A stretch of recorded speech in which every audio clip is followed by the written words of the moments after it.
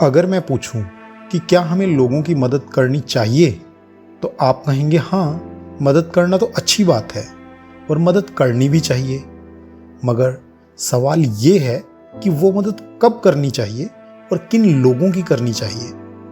इसे हम एक कहानी के माध्यम से समझते हैं। एक बड़ी कंपनी में 2 एम्प्लॉई विवेक और आदर्श हैं।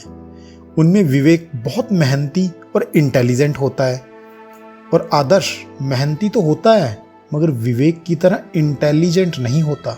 इसलिए आदर्श अक्सर अपने काम को करने में विवेक की मदद लेता है और विवेक हमेशा मदद करता भी है, मगर आदर्श कभी उसकी हेल्प के लिए आभार भी व्यक्त नहीं करता और इसे विवेक हमेशा नज़रअंदाज कर देता है।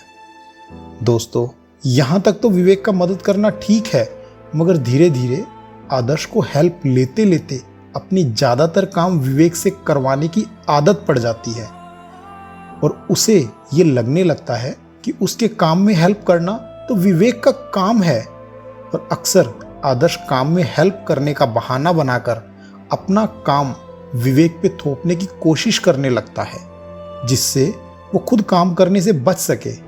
इससे विवेक पे वर्कलोड बढ़ने लगता है।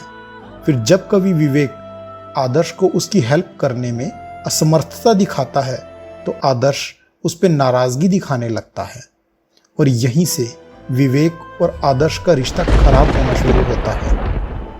यहाँ हम देखें कि विवेक ने गलती कहाँ की, तो विवेक की पहली गलती ये थी कि जब आदर्श उसकी वर्कलोड की प्रॉब्लम नहीं समझ रहा और अपना काम भी थोपने की कोशिश कर रहा है और ओवरलोड होने पे भी आदर्श उसे मदद के लिए कह रहा है, तो विवेक को वहीं समझ जाना चाहिए था कि आदर्श उसका यूज़ कर रहा है और विवेक को खुद के कंफर्ट जोन में रहकर ही आदर्श की मदद करनी चाहिए थी। और विवेक की दूसरी गलती ये थी कि उसने कभी आदर्श को उसके काम के लिए मना नहीं किया, जिससे आदर्श को विवेक से काम करवाने की आदत हो गई। अगर विवेक बीच बीच में आदर्श को काम के लिए मना कर देता तो आदर्श को विवेक से काम करवाने की आदत ही नहीं लगती।